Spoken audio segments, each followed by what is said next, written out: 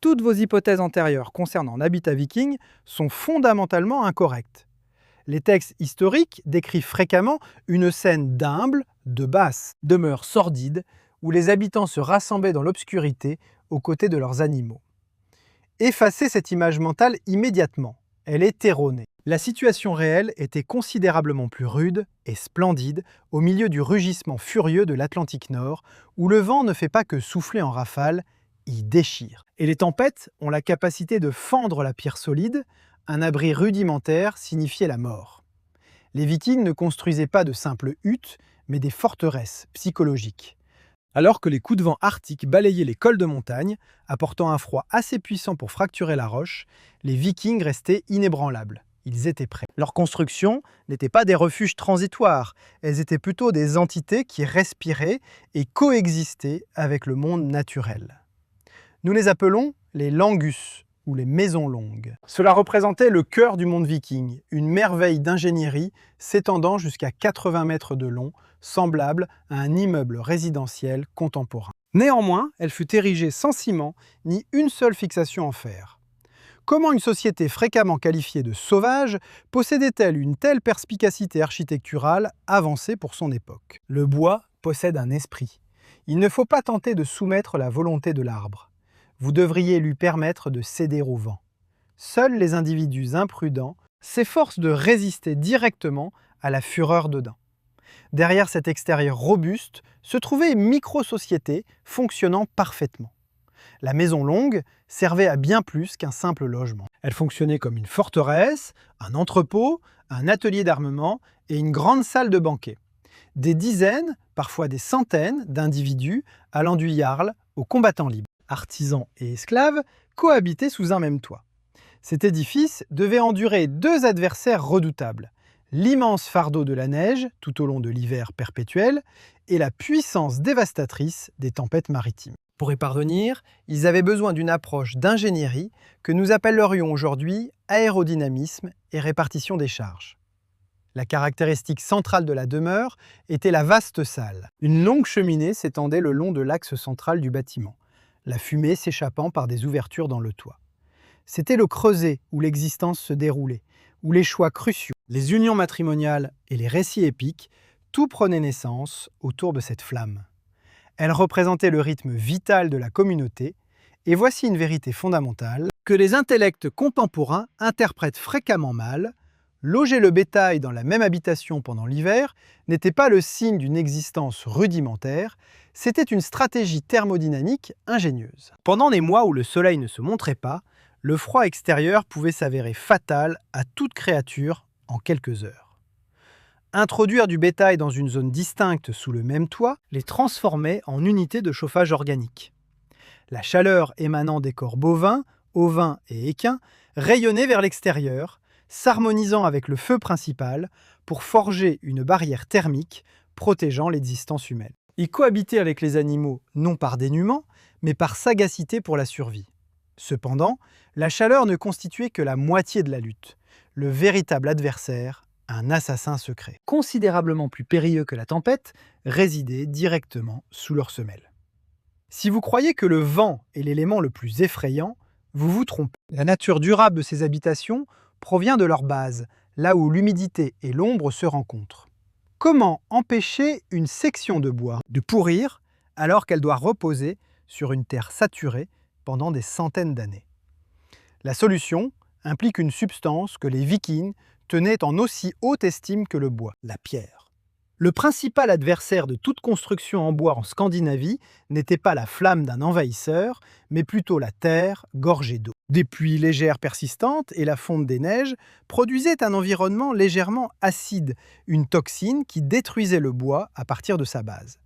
Les Nordiques comprenaient cette dure réalité. Une habitation construite directement sur la terre était vouée à la ruine. Leur approche était simple mais durable, ne reposant pas sur des bases en béton armé, mais sur la technique de la construction en pierre sèche. Ces premiers bâtisseurs, ou plus précisément maîtres de la survie, choisissaient des roches plates dans les lits des rivières ou sur les précipices. Ils n'appliquaient ni mortier ni adhésif artificiel, qui pourraient supporter la dilatation et la contraction thermique prévalentes dans les zones polaires. Au lieu de cela, ils exploitaient la gravité et la friction. Ces roches étaient empilées pour créer une base barrière, encerclant l'habitation, formant une fondation en pierre. Le but de cette fondation était d'élever la première poutre en bois, la sablière basse, loin de la terre humide. Cette sablière basse représentait le cœur de la base. Grâce au tampon de pierre, l'air pouvait circuler sans entrave en dessous, évacuant l'humidité et empêchant la croissance fongique. Cela constituait la principale mesure défensive. La base rocheuse non seulement combattait l'humidité, mais empêchait également les rafales glaciales de pénétrer les planchers et dissuadait la vermine de creuser dans les réserves de nourriture. La précision avec laquelle ces roches étaient placées est étonnante. Il n'existait aucun espace superflu. Chaque roche trouvait sa position unique et idéale, comme si elle était destinée à être unie. Il faut observer attentivement. Si une pierre refuse de s'installer à un endroit, ne la forcez pas. Suivez son inclinaison, ou la structure s'effondrera sur nos descendants. Cependant, une base robuste n'a aucune valeur si les murs ne peuvent pas résister à la tempête. Ici, l'ingéniosité nordique excelle vraiment, marquant un moment charnière qui pousse les architectes contemporains à faire preuve de déférence. Ils ont transporté les principes maritimes à l'intérieur des terres. Lorsque nous considérons les habitations en bois, nous imaginons généralement des rondins disposés horizontalement, à la manière d'une cabane en rondin. Pourtant, les Nordiques ont adopté une méthode alternative. Leurs maisons étaient construites selon les principes du drakkar, les légendaires navires dragons. La clé résidait dans la méthode stoppwerk, ou construction à poteaux, qui est l'une des plus distinctives, et les approches non conventionnelles de l'histoire de l'architecture. Plutôt que de disposer le bois horizontalement, ils érigeaient des poteaux verticaux, ou des madriers, au coin et le long des sections murales. Les artisans sculptaient méticuleusement de profonds canaux verticaux dans ces montants substantiels, avec l'exactitude d'un tailleur de pierres précieuses. Par la suite, des planches horizontales, appelées tilia, étaient insérées dans ces canaux, superposées comme des cartes à jouer. L'aspect étonnant était qu'elles n'étaient ni clouées ni collées. Elles reposaient lâchement à l'intérieur des canaux. Pourquoi ? Parce que le bois est une substance organique. Il respire, se dilatant lorsqu'il est humide et se contractant lorsqu'il est sec, contrairement à un matériau rigide comme le béton. De tels changements de dimension entraînent généralement des fissures. Pourtant, dans une habitation viking, les planches de bois étaient conçues pour fléchir librement lorsque les tempêtes déchaînées de l'Atlantique libéraient leur puissance dévastatrice. Le côté de la structure ne se rigidifiait pas pour s'opposer. Au lieu de cela, il cédait. Les panneaux de bois bougeaient subtilement, se courbaient et assimilaient la force du choc plutôt que d'entrer directement en conflit avec elle. La cloison possédait une souplesse, tout comme la coque d'un drakkar naviguant sur des eaux agitées. Leur véritable force ne résidait pas dans un métal inflexible, mais dans une ingéniosité aiguisée. Ils s'abstenaient de tenter de vaincre les forces naturelles par la seule puissance, leur triomphe venait de l'adaptation. Cette adaptabilité transformait la résidence en un organisme dynamique. Cependant, si les murs extérieurs ne servaient que de revêtement extérieur, qu'est-ce qui soutenait réellement les nombreuses tonnes de toiture au-dessus ? La révélation modifiera complètement votre perception des techniques de construction. L'élément clé est dissimulé à l'intérieur, où des supports en bois colossaux supportent silencieusement le poids du plafond. Préparez-vous, car cela représente une surprise architecturale majeure.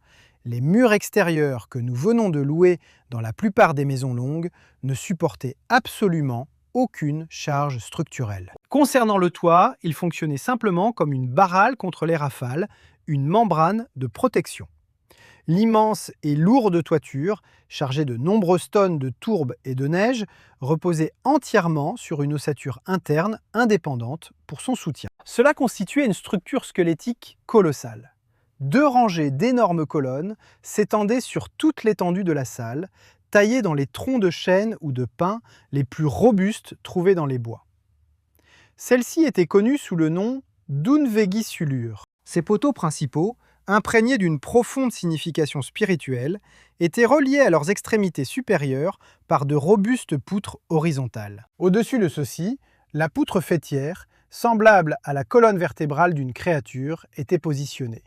Cet agencement produisait un vaste espace intérieur continu, car aucune cloison porteuse n'existait à l'intérieur. Cela favorisait une grande salle cohésive où toute la communauté résidait collectivement. Ce n'était pas seulement un exploit de construction, c'était une stratégie sociologique. La cohérence spatiale renforçait l'unité de la tribu. Avec tout le monde dormant sous un même toit et observant le même foyer, les liens d'allégeance étaient renforcés. Ces colonnes présentaient fréquemment des sculptures de dragons, de divinités ou de bêtes marines. Elles servaient à plus que de simples supports de toit. Elles agissaient comme des protecteurs, soutenant le firmament même du domaine des habitants. Pourtant, la question pressante persiste.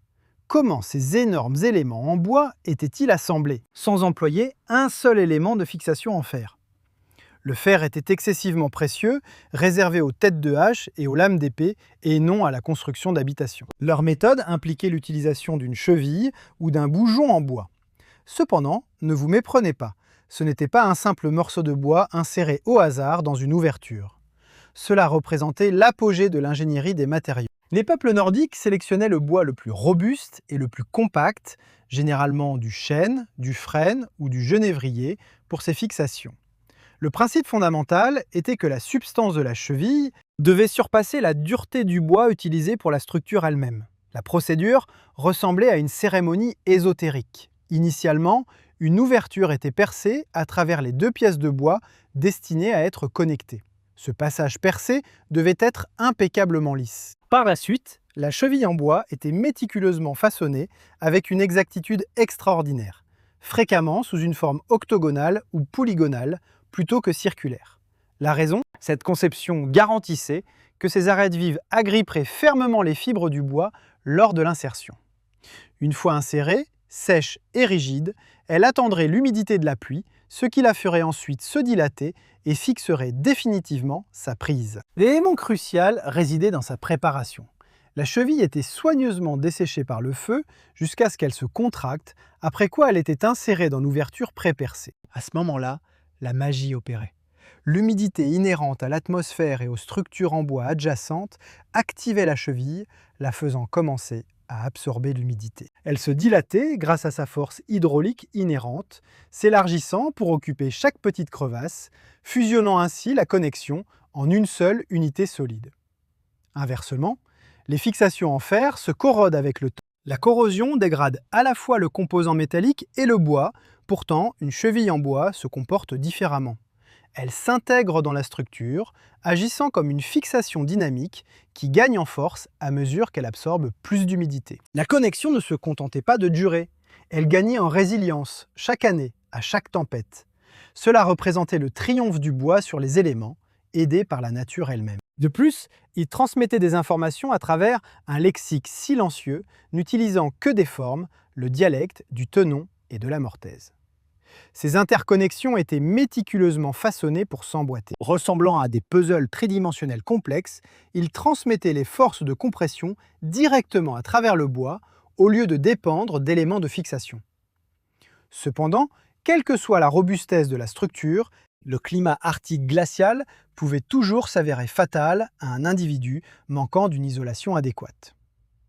Nous allons maintenant examiner comment les peuples nordiques enveloppaient leurs habitations d'une couverture naturelle et la raison pour laquelle leurs toits ressemblaient à des jardins suspendus au milieu de la glace. Même avec un support structurel aussi solide que les dieux, un mince revêtement en bois était insuffisant pour repousser le froid invisible du gel.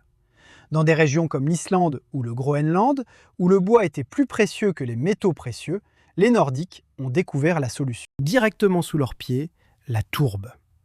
Leur résidence était moins des structures en bois conventionnelles et plus des monticules artificiels.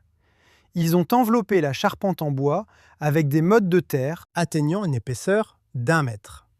Imaginez une barrière sculptée dans la substance même du sol, avec des racines étroitement entrelacées pour lier la terre et la roche. Cette barrière fonctionnait comme un immense accumulateur thermique, présentant une inertie thermique substantielle, maintenant ainsi la chaleur de l'habitation pendant les tempêtes de neige déchaînées et sa fraîcheur pendant les courtes périodes estivales. Elle constituait une couverture dynamique.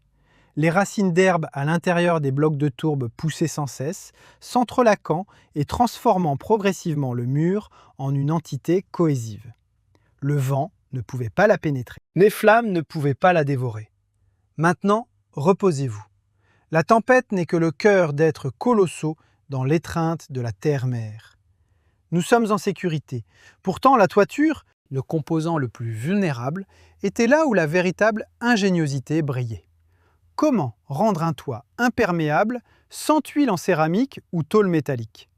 Ils ont conçu une structure composite multicouche, une technique encore employée dans les pratiques de construction scandinaves traditionnelles contemporaines. La strate initiale, et la plus vitale, était l'écorce de bouleau, une merveille du monde naturel. Elle contient une huile semblable au goudron, la rendant entièrement imperméable à l'eau et résistante à la pourriture pendant de nombreux siècles.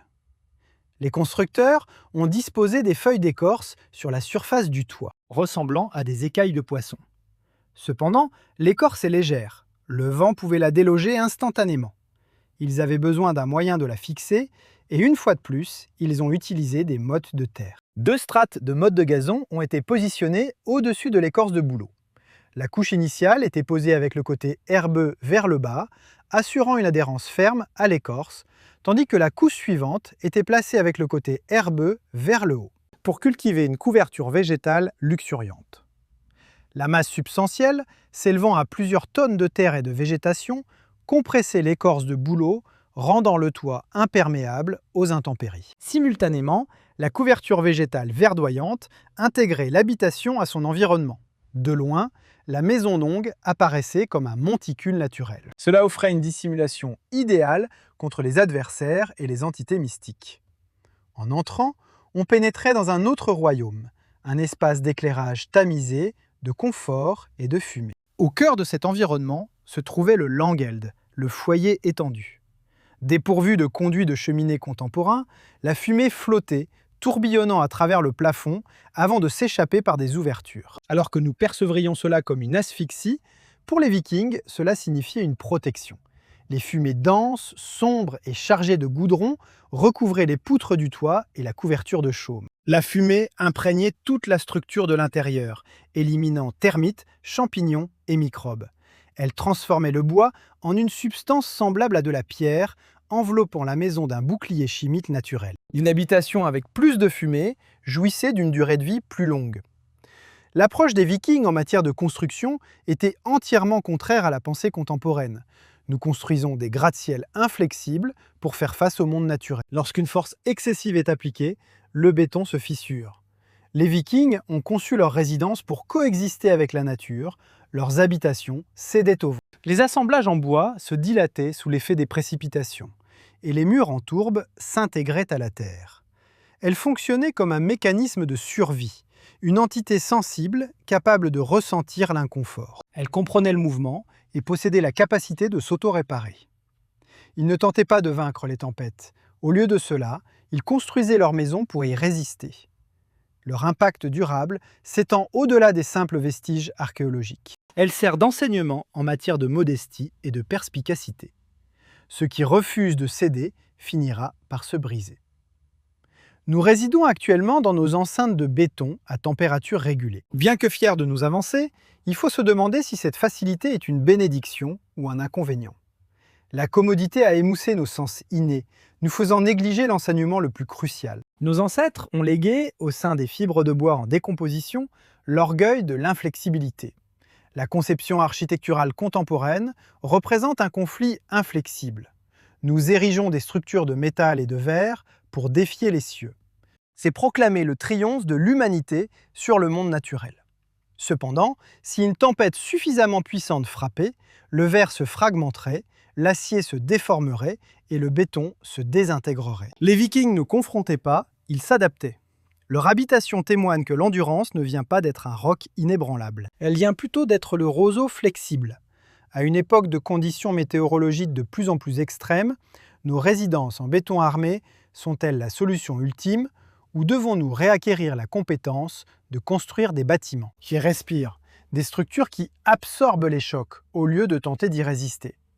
Lorsque le réseau électrique s'effondre, la société vacille, Pourtant, lorsque le foyer s'éteignait, les ancêtres se rapprochaient simplement les uns des autres.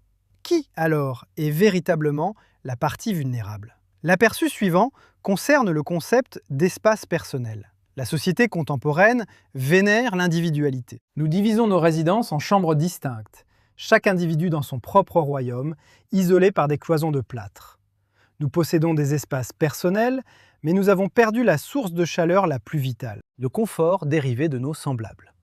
La maison longue viking démontre que la vie collective génère de la vitalité. Pendant l'obscurité perpétuelle, lorsque le soleil ne se montrait pas pendant plusieurs mois, la survie ne dépendait pas seulement du bois de chauffage, mais de dizaines de personnes coexistant, échangeant leur chaleur corporelle dans un espace commun. Leur conception architecturale nécessitait l'interaction. L'isolement, peut-être une mort blanche métaphorique, et les maux psychologiques de l'ère moderne, la solitude, la dépression, pourraient découler de la conception fondamentale de nos habitations. Nous avons érigé des barrières pour bloquer le vent, mais avons, par inadvertance, construit des murs qui ont isolé nos esprits. Maintenant, considérons leur appareil énergétique. Une résidence contemporaine ressemble à un patient sous assistance respiratoire. Couper son alimentation électrique, fermer sa vanne de gaz, et en quelques heures, elle devient une tombe glaciale, totalement incapable de survie autonome. En contraste frappant, la maison en tourbe viking fonctionnait comme un système passif exemplaire. Des murs de terre substantiels retenaient la chaleur, et son toit verdoyant à la fois photosynthétisait et isolait le bois.